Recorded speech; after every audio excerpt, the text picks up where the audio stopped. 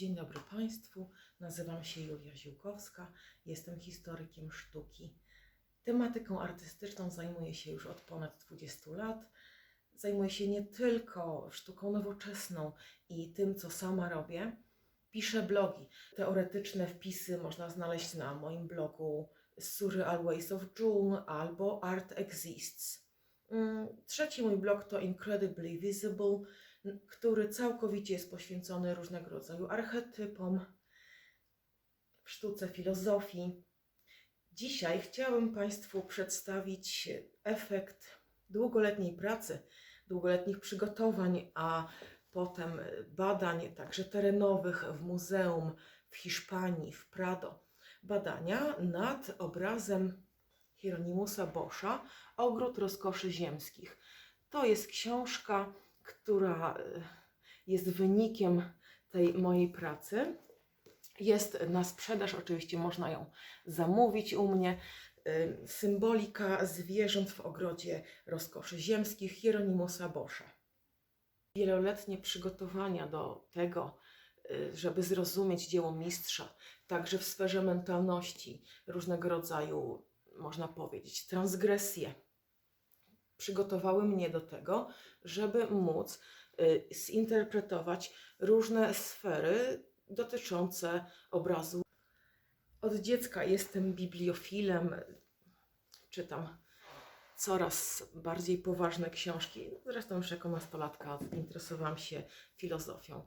Obecnie troszeczkę może poruszam się po obrzeżach sztuki, szukając różnych kuriozów w niej. Nie jest to efekt Stendhala, bo to jest poważne zaburzenie.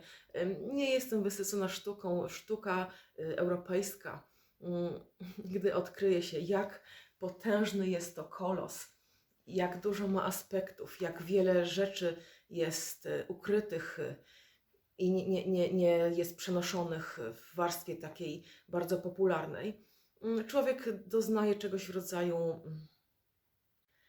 rozpacz w obliczu pozostałości antycznych. Tak jak Sokrates stwierdza, wiem, że nic nie wiem. Cały czas są odkrywane antyczne zwoje albo jakieś pozostałości w Mezopotamii, w różnych antycznych miejscach, ale nie tylko. Taką peregrinację możemy również urządzić sobie w bibliotece, odkryć dzieła mistrzów XVIII-wiecznych. I ja wiem, że Państwo na pewno kupują książki współcześnie żyjących autorów. Brawo, cudownie. Dzięki temu autorzy mogą zrobić zakupy w sklepie i opłacić czynsz. Ale autorzy dawni, jest mnóstwo antycznych tekstów do przeczytania, do poznania, więc dlaczego nie uderzyć w takie archeologiczne badania nad księgozbiorami. Różne rzeczy trafiają w moje rączki, czasami niezwykłe, prawda? Tu jest Paulina Młynarska, Okrutna jak Polka. To jest niedawny zakup. Też myślę, że wiele można skorzystać na czytaniu tego typu publikacji. Jest to głos bardzo ważny. Walczyć z myślami Bruce Lee. Tak, to jest mój nurt teraz poruszający się po jakichś może obrzeżach. Też Alejandro Jodorowski, Psychomagia. Pozycja niezwykła, niezwykły człowiek, reżyser, więc może warto rozszerzać horyzonty i trafiać na różne rzeczy. A to jest mój ulubiony autor, Aldous Huxley, a tej książki jeszcze nie przeczytałam. Jest zakładeczka, wyspa i będziemy w trakcie czytania. Moja książka ma na celu propagowanie sztuki, nauki o sztuce, ale dlaczego ja piszę o symbolice zwierząt? Zawsze byłam zapalonym przyrodnikiem. W szkole podstawowej i w liceum zawsze uczestniczyłam w olimpiadach przyrodniczych. Chciałam zostać przyrodnikiem. Takie modne było wtedy paleontologia, tak. Ale w pewnym momencie porwała mnie sztuka. Są to ludzie, zostałam artystką, ale ta pasja naukowa sprawiła, że zostałam historykiem sztuki.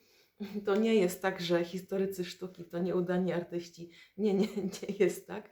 To jest po prostu zawód, który zajmuje się absolutnie każdą sferą dotyczącą sztuki. Socjologią sztuki, psychologią sztuki, tym, co się dzieje w głowie artysty, co chce badać w dalszym ciągu. Ale powracając do książki, dlaczego zwierzęta? Czytając różnorodne publikacje na temat dzieł, na temat ikonologii, czyli odnajdywania ukrytych symboli w obrazach, odkryłam, że niekoniecznie ludzie, którzy piszą o zwierzętach albo o roślinach, wiedzą dokładnie, o czym piszą. Dla nich motyl w obrazie Hieronimusa Boscha jest po prostu motylem. Wspaniale symbolizuje nietrwałość, również duszę jako psychę, prawda? Soma, czyli robak, psychę, czyli motyl, dusza, ciało, dusza. Lecz w obrazie Hieronimusa Boscha jest to rusałka pokrzywnik. Rusałka pokrzywnik całkowicie zmienia znaczenie. Dlaczego? Ponieważ larwy żerują na pokrzywie. Ciekawe, pokrzywa i różne inne kłujące chwasty mają zawsze związek z pokutą. Całkowicie zmienia to obraz tej metafory. Zwierzęta towarzyszą ludziom od zawsze. Zawsze mieliśmy stosunek do natury różnorodny. Chcieliśmy ją poznać i coraz lepiej poznajemy ją dzięki różnorodnym narzędziom, które powstały poprzez wieki. Kiedyś ludzie bardziej zastanawiali się nad mocami magicznymi, które ma natura, stąd też wiele zwierząt ma właściwości magiczne albo symboliczne lub oznaczają coś, co mogło być znakiem dla człowieka, który spotyka się ze zwierzęciem. Zwierzęta są dzielone na te, które są naszymi przyjaciółmi, na te, które zjadamy, oraz te, które są naszymi wrogami.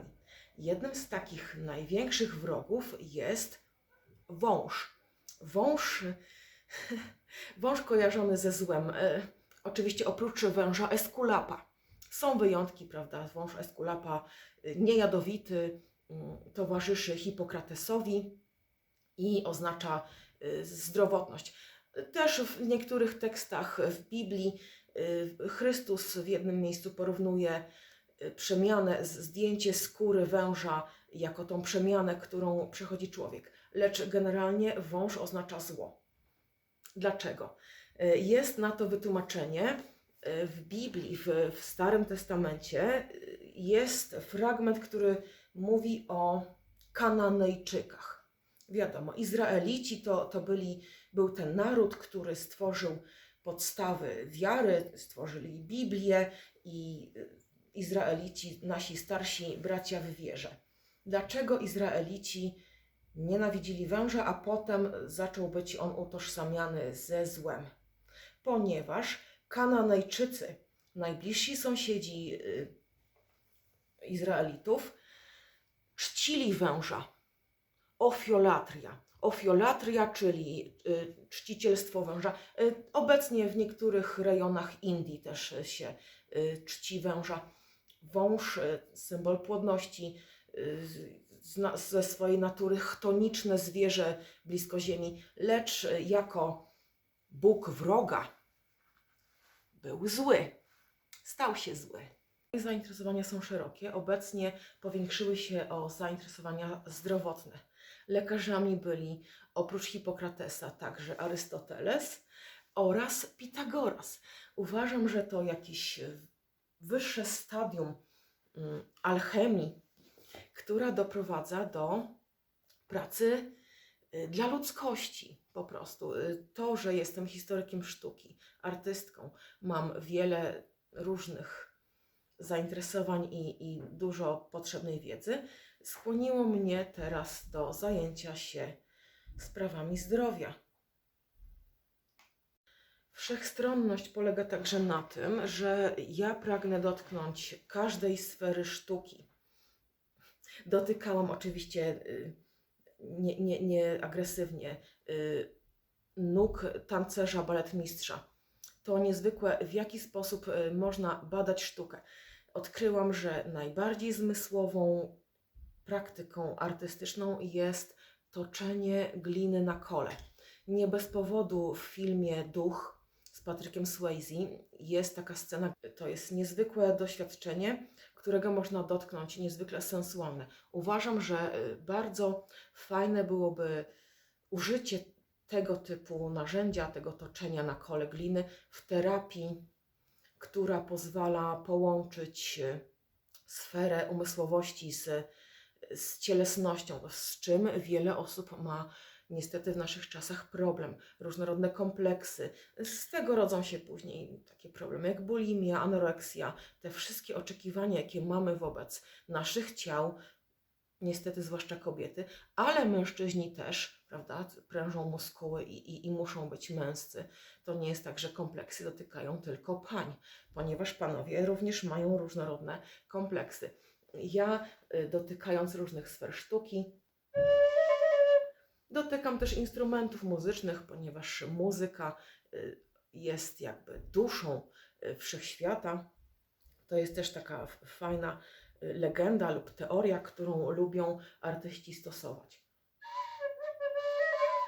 Dotykałam wiolonczeli, dotykałam skrzypiec. Oczywiście ja nigdy nie będę profesjonalnie grać na tym, lecz dotyk, każde zetknięcie ze sztuką bardzo dużo wnosi do osobowości.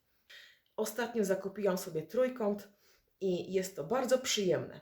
Lubię też słuchać muzyki, w której występuje ten instrument. Zapraszam do obserwowania mojego kanału, który w całości poświęcam sztuce oraz różnym rzeczom związanym z rozwojem osobistym. Książka jest do nabycia, można ją zakupić u mnie, zamówić ją. Również mogę wejść w kontakt z księgarniami, przedsiębiorstwami i można zamawiać u mnie książkę.